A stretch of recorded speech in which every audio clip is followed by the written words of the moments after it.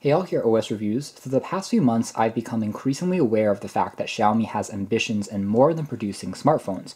Whether it's TVs, scooters, smart home products, lights, and even luggages, there is a whole gauntlet of products I never thought this company would produce. And today we're taking a look at another example that is unusual. Now, it's not completely new to the market. It's been released for a few months already, but it's their smart shoe. It's under the Mijia name, but interestingly, it doesn't use the Xiaomi Mijia app. Instead, it uses the Mi Fit app, just like the Xiaomi Mi Band 2 and other wearables like the Amazfit Bip that I have right now.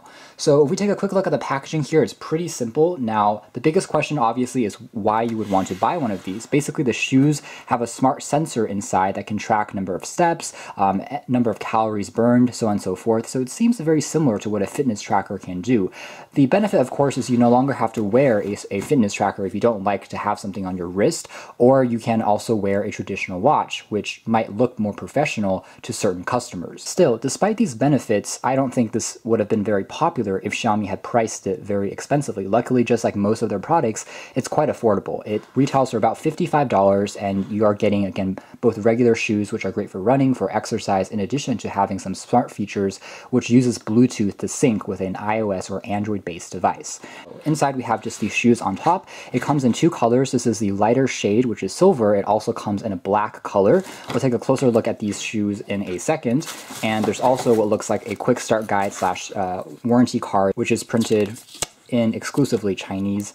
And that's it as far as the packaging is concerned. So not too much going on. Back to the shoes now. First of all, it seems like there's some protective paper that's inside of the soles. And again, it does have a pretty modern overall look. It's made out of fabric. It is a waterproof material, however, but it retains all the benefits of fabric, which is it's extremely comfortable as well as breathable, so air should pass through very easily. With that being said, it's not going to be quite as durable in terms of longevity as something like a leather shoe, but again, the price of this thing really is budget, so you shouldn't expect super premium materials. However, it's still built very well.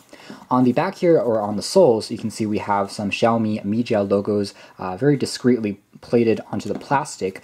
We have some soft touch rubber accents, and then we have some supports for this lacing enclosure on the top here, and on the bottom we can see this is what the soles look like. It's made out of this foam material. And if we take a quick look at what's inside here, we have first of all another sticker that tells you the size of the shoe. There's nothing located on the top. It's again made out of this soft touch fabric material. It's kind of like neoprene, kind of like microfiber. What's impressive is the padding is actually quite generous around the entire shoe, so it's not only on the sole. Everywhere around here is very soft and almost feels like memory foam as you press down on it, and it leaves a bit of a mark. So it should feel very comfortable when you are wearing it, which is certainly nice to see. Nice padding and material.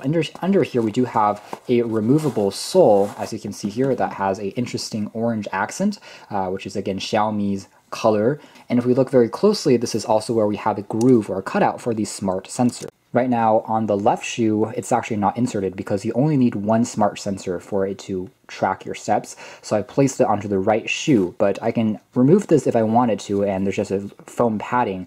There's a cutout for where you can also swap the smart module onto the left shoe if you wanted to. Either shoe is fine. Overall, the design is good. It's clean and it's well reinforced in all the points that may require daily wear and tear, such as on the heels as well as on the tips. It's made out of a slightly stronger material, a bit more dense than on the centers here, for instance, which allow more ventilation and air to pass through.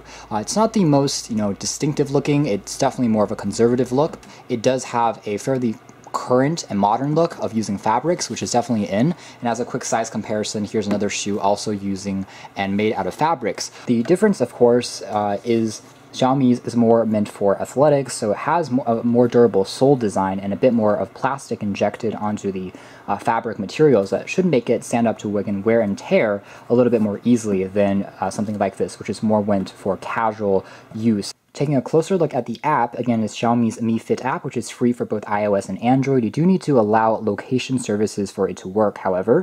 And again, it's the same app that's used for the Amazfit Bip in addition to the Xiaomi Mi Band 2, which are also very popular fitness trackers, smart bands on the market.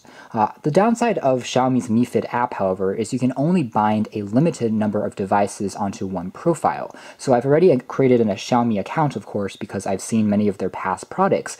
And in this case, I have it synced up to my Amazfit bip. However, because I want to now connect it to my shoes, I have to physically unbind this watch from the app in order to connect it to the shoe. In my opinion, that's a bit of a limitation because if you own both products, you kind of have to create two different profiles, log in with two different emails just to use both products and sync it to one phone.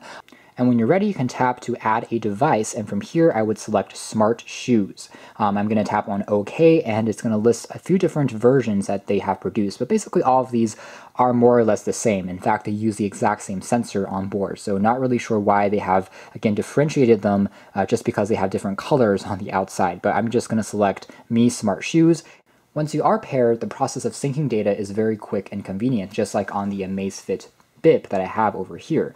Essentially, once you have Bluetooth turned on with your phone and you're close enough to the shoes, which has a connection range of 10 meters or 33 feet, it will automatically sync up data. It uses a button cell battery, however, as opposed to using a rechargeable based battery. So once it dies, you do need to purchase a spare. So it's not quite as convenient to recharge, but Xiaomi claims you can use this for up to an entire year before you need to change out the cell battery inside the tracker. And a quick demo of what they look like as you are wearing them. Again, it is very comfortable as you are walking around because fabric is a very breathable material.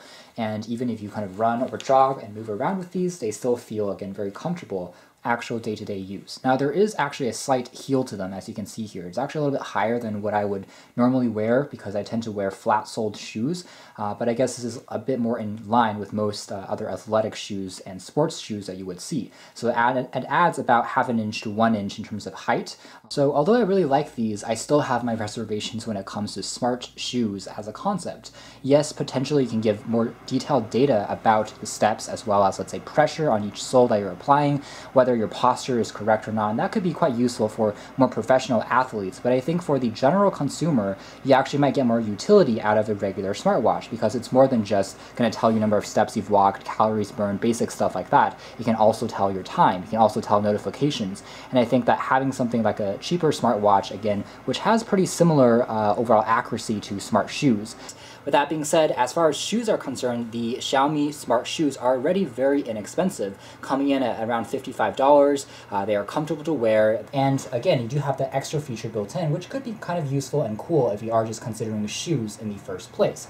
But if you are getting these as a replacement for a smartwatch, then I would say probably consider that a bit more carefully before rushing out and picking one up straight away, just because I think a tracker or a smartwatch at the moment still makes a bit more sense, and you can probably find one for a little bit cheaper compared to these at $55. However, if you do want a shoe anyways and you don't mind having some of those smart features built in, then I think that Xiaomi's first generation smart shoes are definitely worth taking a closer look at. They are very unique and, again, very comfortable for actual day-to-day wearing.